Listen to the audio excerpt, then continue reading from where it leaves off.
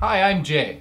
And I'm Alan. And today we're going to talk about Borderlands, the pre-sequel. This is Alan, special guest on this episode. He was at PAX East. He's also a huge fan of 3 Kilobytes. So welcome back again. Yes, it's great to be here as always. So what we're going to do is tell you exactly what it was. I wasn't at PAX, but I've seen all of the media stuff. It gets sent to me.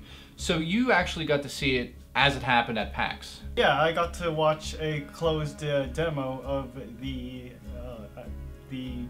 Yeah. Basically, no, this is basically someone from 2K Australia was on the stage presenting it, and there was someone playing it, and there was a lot of new elements they're introducing, and you know, you can chime in with your thoughts on each element as well, because I know what I think of each thing, but I want to see what some of other people's thoughts are on this. So first of all, they have Oxygen, which is going to play a new role in this. And I remember when I told my friend this, his initial thought was, oh, Oxygen, Dead Space. I mean, here we go. Yeah, here we go. I just love running out of oxygen and trying to find the air capsules. So what you're saying is everyone feels the same about that sort of thing in a game.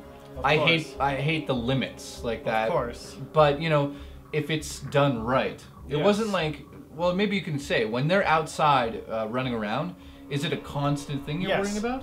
It's the meter goes down, but it goes down very slowly. So it's kind of like a thing where it will only put the pressure on once it's like really low. Yeah, exactly. I feel like in Dead Space, I feel like a lot of areas with the oxygen, you are kind of rushing through it because you don't want to run on purpose. Exactly. You don't really get to see a lot when you're rushing through those areas. But I feel like in this, you can take your time, and because the oxygen is going very slowly, you don't feel very rushed with the oxygen element. Yeah, because you're going to be outside a lot. It takes place where? And who are you? What's going on? It takes place on the moon of Pandora, and there are 4 new characters you play as. The characters are Athena, who is mentioned in the General Knox DLC in Borderlands 1. Mm-hmm. There's Nisha, the Lawbringer, which I don't think nobody knows too much about. No, nobody. How knows the hell do too you much. remember all this, by the way? Oh, You're holding notes, but you're not even looking at them. You know what? I just remembered we talked about it about 5 minutes ago to just get a refresher. So you know, we need that sometimes. You should be on the show because I'm horrible. Well, you know what? I love coming on here. I'd love to come back anytime you want to have me. Absolutely. The other 2 characters, one is Claptrap, which is a big deal. Surprising, and you know, I'd love to see more of how he plays. They didn't really show much of him. I'd like to know whether he's always in a crouch position. Is his height perspective different from all the other characters? That's a good question because he's so small. The last one is Wilhelm, which if you play Borderlands 2, he is built up as this really badass robot character that defeated all the Vault Hunters in the first game. Mm-hmm. And when you actually faced him in Borderlands, spoilers for Borderlands 2, I don't know if you haven't played it, but I mean, it's been out for 18 months.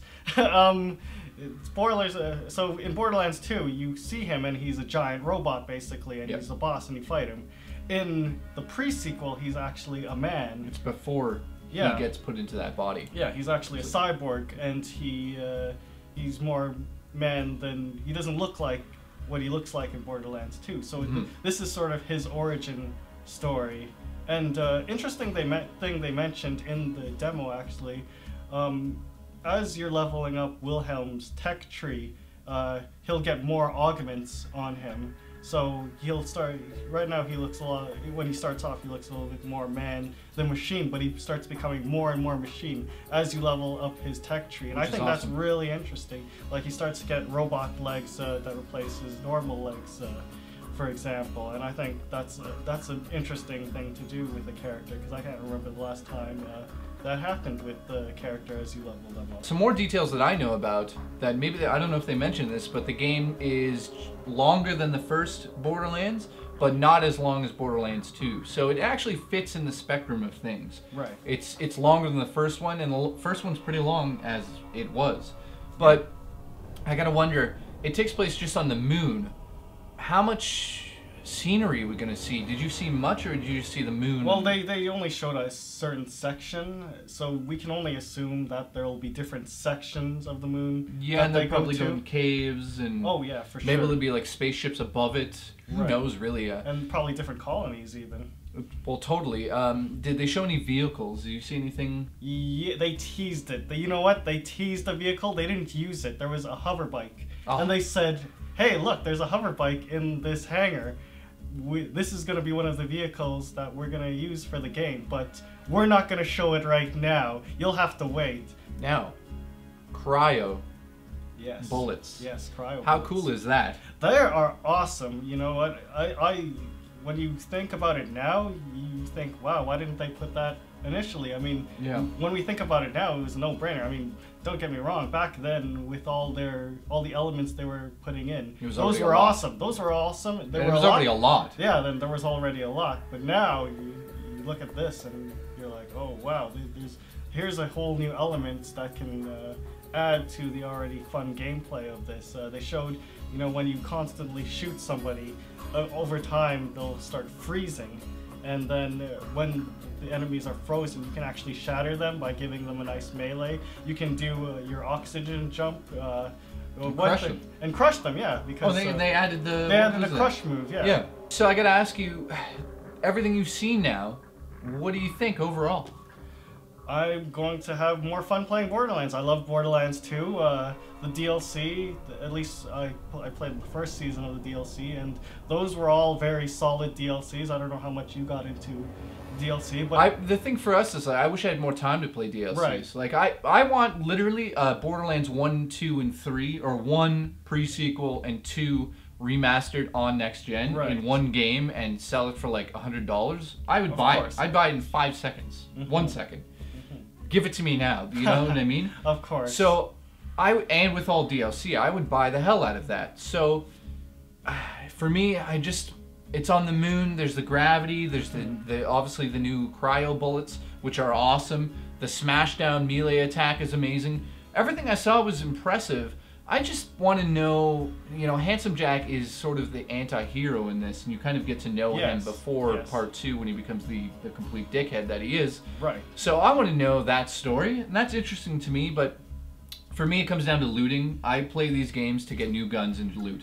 And if it has enough of that, which they say it's better than the first game in terms of length, I'm sold. Just give it to me. I'll buy it right now. Right, and even more than just the looting, I think the writing in Borderlands 2 was very solid. Anthony Birch did a bang-up job on all the humor and really bringing that world to life more so than the first game.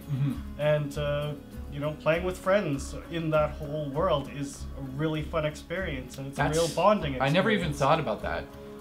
I keep forgetting that. It's 4-player online, and it's fun as hell. It's really fun. What do you guys think? I want to thank you once again for giving this sort of inside look onto Borderlands, the pre-sequel. What do you guys think? Let us know. Link in the ender bar to this sort of developer thing that 2K put out. It kind of explains what's going on and how they made it. Also links to our Facebook, Twitter, our Patreon page, where you can basically help the show out and get cool perks like winning one of these posters. We're going to be giving that out in a couple of weeks. Game nights, chats, all sorts of things. So thank you once again, sir. Thank you. And we'll see you on the next episode. So until next time, guys.